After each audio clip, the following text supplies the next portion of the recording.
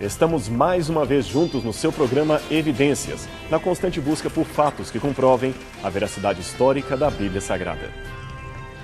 Filosofia. Você certamente já ouviu falar dela.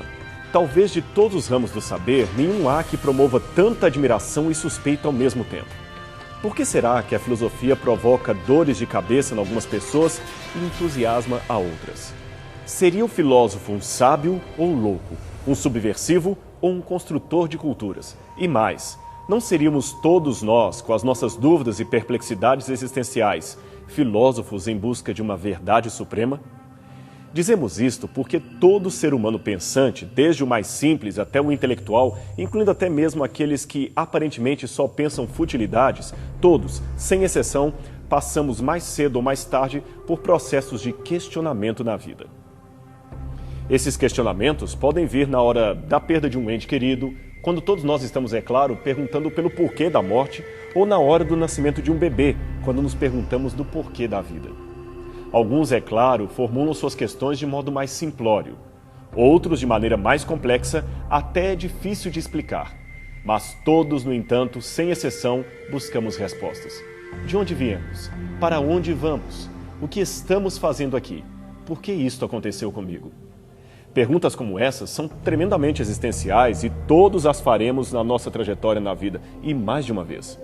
Se alguém pensa que não as fez, é só uma questão de tempo e elas virão. A vida nos impulsiona a isto. Não há escapatória. E o que a filosofia tem a ver com tudo isto? Bom, filosofia em grego quer dizer amar a sabedoria. Em outras palavras, buscar a verdade acima de tudo. Por isso, podemos até dizer que quem busca o saber é, de uma maneira ou de outra, um filósofo. Aliás, foi o próprio filósofo italiano Antonio Gramsci, um profundo pensador ateu e comunista, que declarou: todos nós somos, até certo ponto, filósofos. Alguns, é claro, com diploma e titulação, podendo gozar de todos os benefícios da carreira acadêmica. Outros, anônimos, muitas vezes sem saber que estão questionando e, na verdade, estão praticando filosofia. Agora, tem um problema. Se por um lado parece simples definir a filosofia como sendo o amor à sabedoria, falta dizer o que é realmente a sabedoria que todos buscam. E sobre isto, houve muitos desentendimentos ao longo da história. Comumente se diz que a filosofia nasceu na Grécia, no 6º século a.C. Alguns arriscam ser ainda mais precisos ao dizer que ela começou em 25 de maio de 585 a.C., quando Tales de Mileto previu com incrível precisão um eclipse solar que cobriu de trevas toda a região do Peloponeso. Karl Marx, por sua vez, tratou de apontar o seu fim, que para ele teria sido em 1847.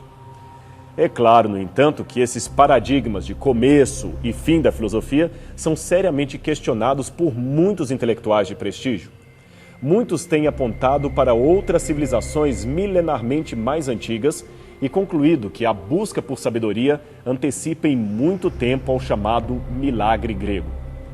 A única novidade, porém, do estilo grego de buscar sabedoria estava na sua tentativa de encontrar a verdade destituída por completo da religião que o cercava, especialmente a religião baseada nos deuses do Olimpo e nos mitos. Embora que, a bem da verdade, nem todos os filósofos gregos, como veremos mais adiante, conseguiram escapar da mitologia religiosa que o cercava. E o povo do Peloponeso, mesmo considerando-se o berço da filosofia moderna, continuaram até o fim com seus deuses, seus mitos e seus rituais pagãos. Os filósofos não mudaram tanto assim a sociedade que o cercava. Uma prova de que a mitologia continuava patente na vida do povo estava justamente na cultura material que produziram. A grande maioria de seus vasos e demais artefatos de argila, como este que temos aqui, eram constantemente ornamentados com figuras e episódios da mitologia, especialmente aquela encontrada em Hesíodo e Homero. A mesma mitologia que os filósofos tantas vezes tentaram extinguir. Por questões de tempo e objetividade, vamos deixar propositadamente de lado aquela filosofia mais antiga e oriental e delimitar o nosso panorama filosófico apenas a partir dos gregos. Mesmo, é claro, sabendo que a busca por filosofia ou por sabedoria antecede em muitos séculos o que aconteceu na região do Peloponeso a partir do 6º século a.C. Pois bem, o famoso Tales de Mileto, que já mencionamos no início desse programa, é unanimemente considerado o primeiro filósofo grego da história. Ele era geômetra, político e astrônomo. Sua correta previsão do eclipse solar em 585 tinha um propósito revolucionário de transformar o modo de pensar do povo grego. É que o povo daquela época, acomodado com as suas crenças nos deuses do Olimpo, davam uma explicação sempre mitológica para tudo o que acontecia. Com a previsão do eclipse, Tales queria ensinar às pessoas que era possível antever coisas da natureza sem recorrer ao oráculo ou aos deuses. Além da incrível previsão astronômica, Tales desviou o curso deste rio, o rio Halys, e levou água a uma região inóspita que passou a produzir muitos grãos. O povo pensava que isto seria impossível sem uma intervenção direta de Deméter, a deusa da agricultura. Com essa experiência, Tales queria mostrar ao povo comum que não se precisava de Deméter para obter bons frutos da terra. Bastava estudar empiricamente a própria natureza e as respostas surgiriam como um resultado natural da investigação. É claro que quem trabalha com teologia cristã não pode concordar com este conceito a tal extremo. É óbvio que a natureza contém respostas que podem e devem ser buscadas e encontradas pela pesquisa empírica e científica. Mas até mesmo essas descobertas não deixam de ser revelações divinas, uma vez que foram extraídas da criação de Deus. Tanto Tales quanto os demais filósofos pré-socráticos que lhe seguirão estavam buscando encontrar o arré, ou seja, o princípio que norteia todas as coisas. Aliás, esta é uma palavra interessante. Arré, como pode ser traduzida, significa princípio. É um termo muito curioso em grego. Ela abarca basicamente os seguintes significados. Número 1, princípio como começo de algo. Número 2, princípio como principal parte de um todo, de onde vem a palavra príncipe. Número 3, princípio como regra de existência. Exemplo, os religiosos devem ser pessoas de princípios. Sendo assim, Tales entendeu que a água seria esse princípio, que tudo sairia da água, e da água tudo estaria predisposto a voltar. Na água estaria o controle de tudo. Mas houve outras propostas a mais. Anaximandro, que viveu por volta de 586 a.C., foi discípulo e continuador da obra de Tales. Gênio da geometria, ele desenhou o primeiro mapa mundi para o uso dos mercadores e navegantes da cidade de Mileto. E veja que ele chegou bem perto. Anaximandro ainda fez afirmações ousadas para o seu tempo. Ele declarou, por exemplo, que a Terra encontrava-se suspensa no espaço e que os homens haviam evoluído a partir dos peixes. Também afirmou que existia uma substância única original e uma lei natural que exerciam constantemente o seu efeito sobre o mundo físico, mantendo o equilíbrio entre diferentes elementos.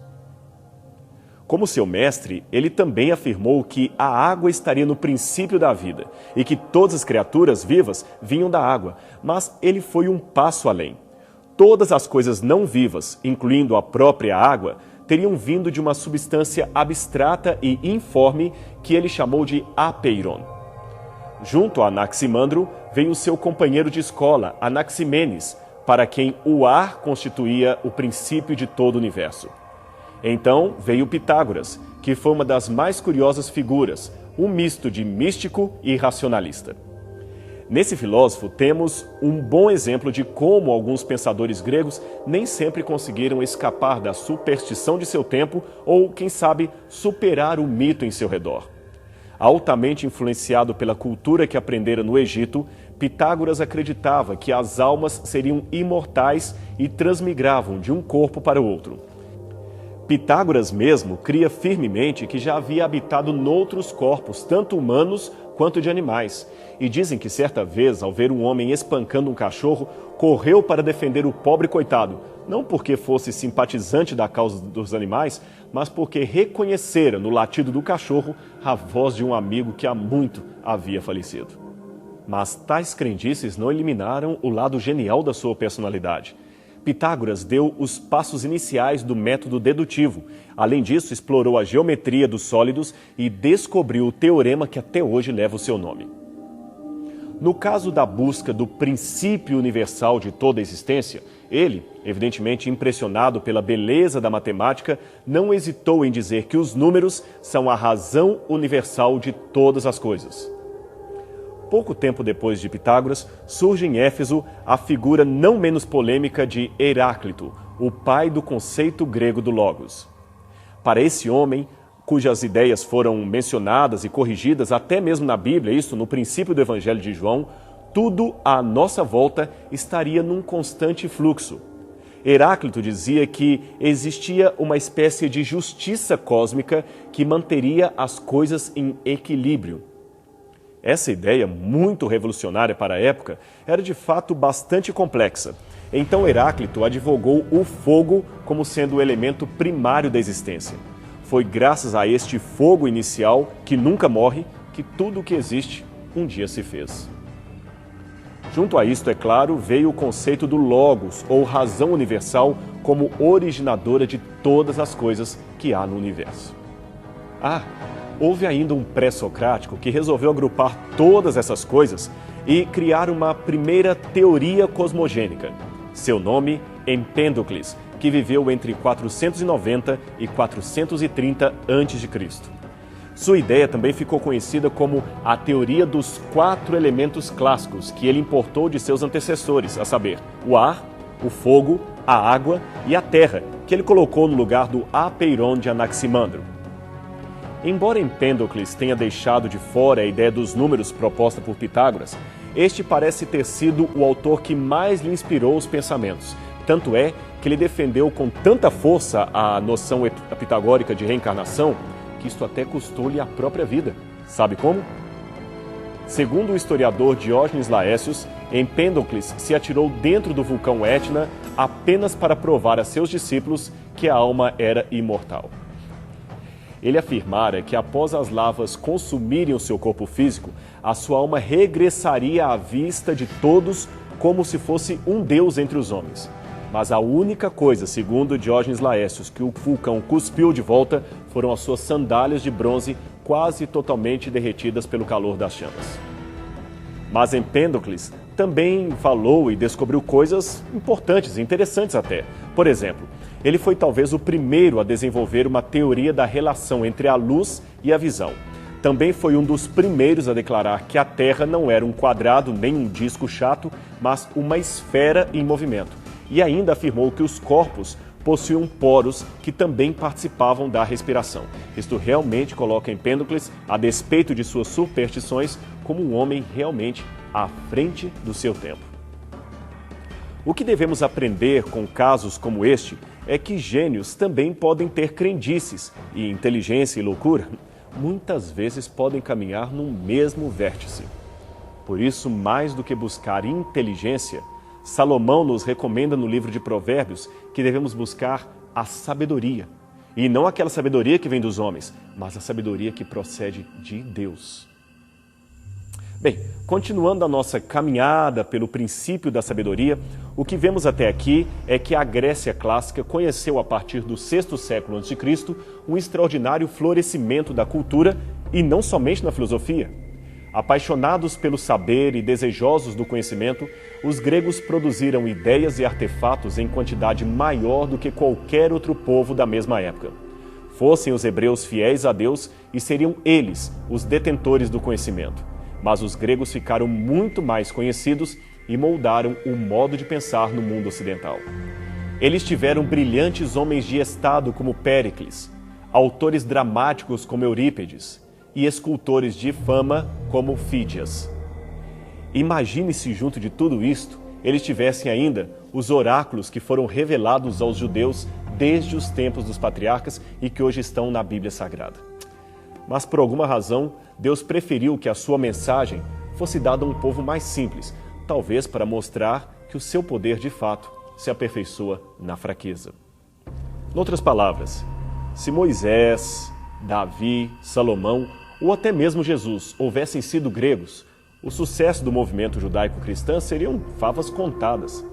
Ter a Bíblia como o livro que mais influenciou a humanidade em toda a sua história seria apenas uma consequência natural do processo. Mas é aí que reside o milagre. O fato da Bíblia ter saído de um começo tão humilde e inexpressivo, e mesmo assim até hoje alcançar milhões em todo o mundo, tanto oriental quanto ocidental, mostra que, ao contrário da filosofia grega, este livro não é fruto da genialidade humana, mas da sabedoria divina, que trabalha de certa forma a despeito das limitações de seus instrumentos mortais. Mas vamos voltar a falar dos gregos. Na continuidade de nossa história da filosofia ocidental, temos a presença dos atomistas, assim chamados por advogarem a ideia de que todas as coisas seriam feitas a partir da união de minúsculas partículas não vistas a olho nu e que jamais poderiam ser divididas, pois seriam o menor fragmento da matéria. Essas partículas eles chamavam de átomo, isto é, não tomo, divisível. Daí o nome da escola ser Escola Atomística. Demócrito, que aqui aparece retratado por Donato Bramante ao lado de Heráclito, teria sido o fundador dessa escola. Demócrito um dia pegou uma maçã e fez uma pergunta aparentemente tola. Com uma faca, ele cortou a maçã e perguntou: por que eu posso cortar uma maçã? Curioso, não é? Note que a pergunta apenas parece tola, mas não é. Ele concluiu que se podia cortar a maçã em 2 pedaços é porque havia espaço entre a faca e o local onde ela poderia passar. Mas ele também poderia cortar uma metade em 2, em 3, em 4 e assim por diante. Segundo a sua conclusão, ele chegaria então a uma parte da maçã que não poderia jamais ser cortada. Esta seria o átomo. Assim, pensava Demócrito, os átomos estariam em constante movimento e a contínua mudança do mundo, que tanto intrigava Parmênides, um outro filósofo pré-socrático que o antecedeu, seria explicada como uma redistribuição contínua dos átomos invisíveis, mas sob formas diferentes. O curioso é que mesmo com os avanços modernos, que falam de partículas subatômicas e transformações dos átomos em outros elementos químicos, ainda assim, é tremendamente incrível o insight de Demócrito, pois esta teoria que ele sugeriu só teve condições de ser desenvolvida 2.200 anos depois. Aí já estaríamos no início do século XIX, quando este homem, John Dalton, desenvolveu os primeiros trabalhos químicos a respeito da existência dos átomos. Enquanto os primeiros filósofos gregos se interessavam mais pelo universo e pelo princípio de todas as coisas, surgiu um grupo de pensadores altamente críticos de seus antecessores e que com o tempo ficaram conhecidos pelo título de sofistas. Ora, sofistas vem do grego sophos, que quer dizer sábio. Logo, sofista seria aquele que é adepto da sabedoria. Alguns especialistas em história da Grécia Antiga os consideram filósofos, outros negam-lhes esse título, principalmente devido ao fato de que, com o tempo, o termo sofista tornou-se um jargão pejorativo. Muito bem, o fato é que os sofistas foram altamente críticos dos filósofos que os antecederam. Ao invés de buscar uma verdade suprema, eles preferiram descobrir mais coisas que o homem pode fazer em prol de si mesmo. Protágoras, por exemplo, vai desenvolver o lema do homo mensura, segundo o qual o homem é a medida de todas as coisas. Com esse jargão, Protágoras queria dizer que não existe bem nem mal, nem certo nem errado. Quem define os conceitos e as regras de vida é o próprio homem. Logo, não existe verdade absoluta nem leis que procedam de Deus. Um lema, aliás, muito atual na pós-modernidade. Por causa desse tipo de pensamento, os sofistas começaram a oferecer ensinamentos a troco de dinheiro e foram, portanto, os primeiros profissionais da história a cobrarem para ministrar o seu ensino. Como não podia deixar de ser, o sofista se tornou elitista, relativista e antifilosófico, pois, segundo o próprio Protágoras, o que interessava não era o chamado conhecimento verdadeiro, mas a opinião útil, isto é, a verdade provisória que interessa apenas para aquele momento e nada mais. Tal forma de raciocínio não poderia dar noutro caminho, senão da chamada promiscuidade intelectual, ou seja, os sofistas com o tempo ganharam respeito, prestígio, mas se tornaram corruptos em sua forma de agir e já não estavam mais tão preocupados com o bem-estar do povo. Eles não eram mais como os primeiros filósofos gregos. A democracia de Atenas era privilégio para poucos, e os sofistas se tornaram os primeiros a se valer desta segregação social. É por isso que, dentre a sua própria escola, surgirá um pensador que romperá com o sofismo. Aliás, esse pensador questionará suas premissas e se tornará ele mesmo um divisor d'águas na história da filosofia grega. Seu nome? Sócrates. Um homem de tremendo valor moral que buscava sempre o caminho da verdade. É sobre ele que falaremos no próximo programa Evidências, onde continuaremos o nosso passeio pela história da filosofia ocidental.